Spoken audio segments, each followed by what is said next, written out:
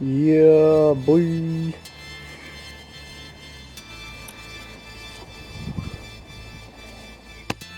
Good morning, good afternoon, or good night, or whatever time you're watching this video right now. Today, I'm going to be installing this lip.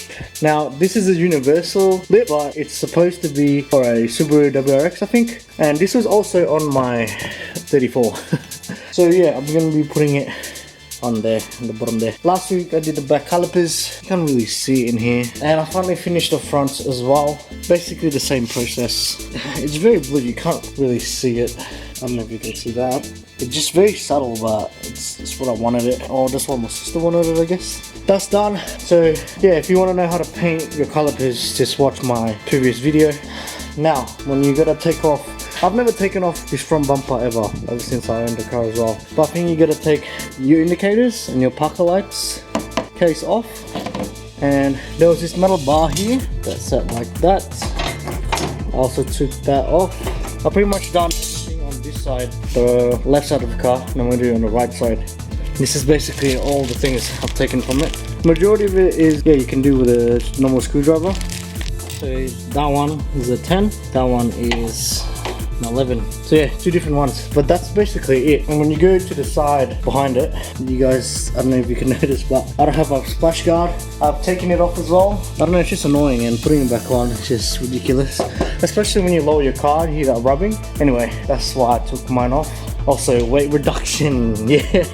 So I'm gonna take this one off as well. It's pretty simple stuff. You have to take this off anyway, or a few screws to take the bumper off. So let's get started. I'm gonna have to take this wheel off, jack it up, and yeah, taking the wheels off. Check out the front calipers.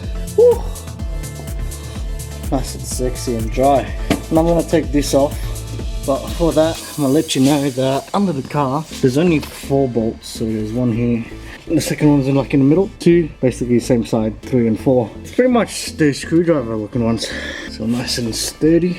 Always remember to put a wheel just for extra protection, because trust me, things happen. So I'm gonna work my way, take these clips off. They're just screwdrivers, and I'm just gonna use this little tool to take those little annoying clips off, because I'm never putting it back on again, so I don't care if I break it. Alright, the splash guard is finally off. Total clips are 1, 2, 3, 4, 5 screwdriver clips. So like I broke them already. 1, 2, 3, 4, 5, 6, and 7 annoying clips. I see whoever made these clips, bro. Anyway, that's done. There's just one clip right there to undo the bar, and then these 2, take this off, then we should be good to go, because this side is already good to take off. Also, the metal piece holds it well at the top. And that's like a total of 8 screws there. Yeah, see how we go fitting this on. Alright, everything's all off. Also, just want to make sure the 2 bolts up here are actually 10s. That's the one that was 11. But yeah, that's all good. Realizing that the airbox in the Honda, because I've never had a Honda in my life, this is the stock box. It actually goes under the car. Goes back up in here to get that cold air back in there. That holder. So this is just a box. So if I was to do a pod filter change, I can just take this off again. And yeah, I just didn't know that. It was pretty cool. But anyway, it's all off. I don't know where they put this wheel. This is it. Actually sitting there at the moment. I'm gonna screw in, drill some holes and screw it in. But yeah, that's how it's gonna look. It's actually not bad. I'm not mad about it.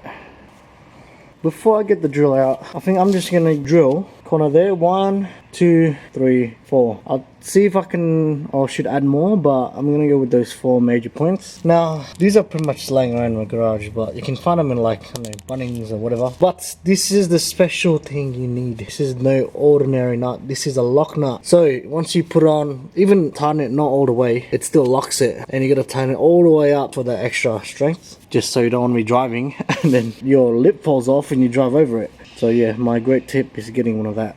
So now the tricky part is just drilling it, and yeah, I'm gonna get started with that. I've got my code running outside. I've pre-marked 2 top holes, permanent marker. The good thing about the lip was it already had some holes in it. Now when I bought my old bumper, my mate already custom fitted it to the bumper, so those are all the pre-drilled holes. Mark that over. I'm gonna sand it with the drill, and yeah, see how we go. I'm excited. So I've drilled the first hole over there. It's pretty tricky because you got to go through like all the different sizes. You got to go from the smallest one. I found out it's a 5.5. That's how wide it is for the screw to go in, as obviously you can see. It works.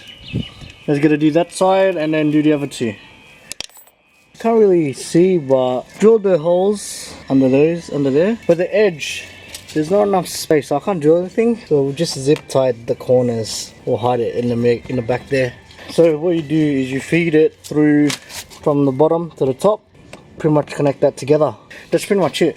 After that, like, it's so sturdy, and zip tie fixes everything in the car world. Nearly there. Then zip tied the corner. I'll drill another hole there, the two that I started with. I've put washers as well on the front and the back side of it. Now the easy part is, once your two is screwed in, when you go with the drill, all you have to do, I'll do this one-handed. I want to drill, which one was it? This part here. Actually, I can't do this one-handed. I gotta hold the bumper. But all I gotta do is just hold it and drill it over, because everything is all aligned. That's pretty much the last one that I'm gonna do. So it's bolt nut on this side, and then washer nut on the other side. Pretty much done. Maybe I'm just gonna drill that middle one as well, just for that extra protection. But then that's it. It's all done. Lift this up. It's nice and sturdy. All it is zip tie in the corner. 1, 2. Put a clip in the middle. 1, 3, 4, and another zip tie in the other corner. I'm gonna see if I can put this back on. I have a pet peeve with the amount of clips that's always in, you know, your bumpers or whatever, especially your front one. I want to see if I can install my quick release in this video today.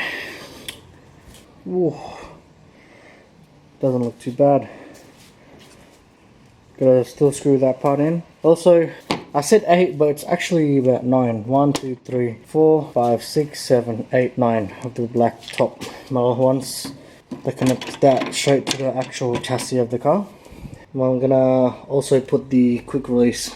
I'm going with black to match, because I also wanna get black rims or paint those ones black.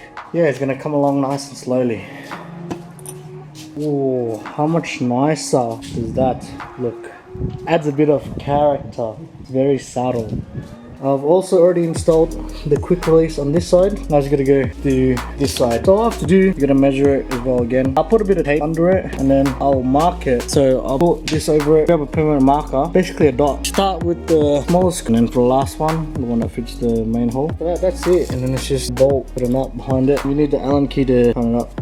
So literally tape over it, making sure you don't have that. You want to make sure your drill is at maximum speed. And yeah, now I've got to drill a bigger one, and that should be it.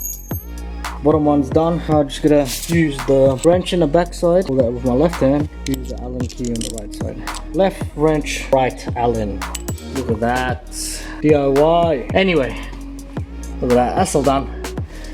Check the wheel back on, check the car down, see how it looks like. It looks so much better.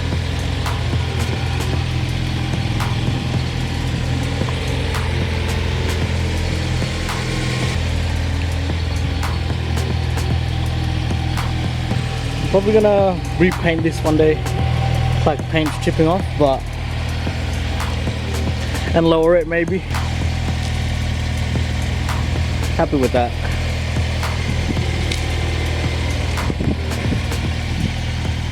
Yeah, quick and easy at Zillow G Customs.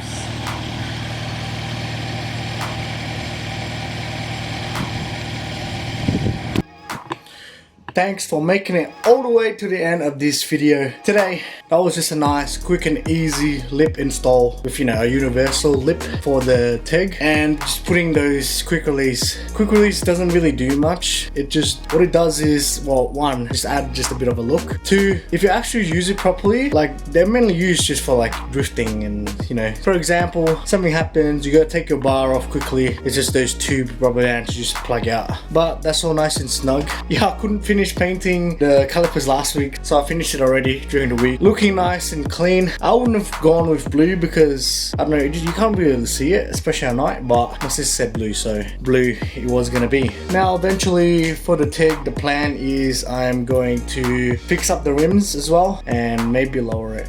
We'll see.